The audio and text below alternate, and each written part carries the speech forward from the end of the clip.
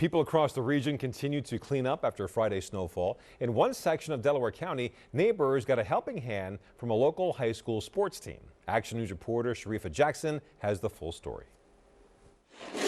Shoveling, scraping, and dusting is underway in Springfield Township. The special hands behind the tools, the Springfield High School lacrosse teams. There's probably around 40 lacrosse players, and then again we got some the girls lacrosse team, and so we probably have around 60-70 guys girls out here. Spread throughout the city.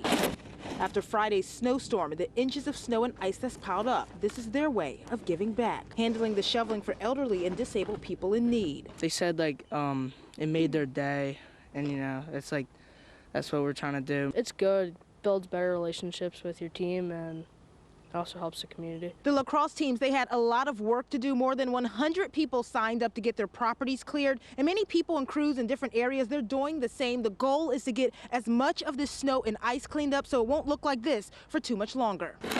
We met Orlando Hamilton clearing out his Upper Darby driveway this morning. It's been a couple of years, it's brand new.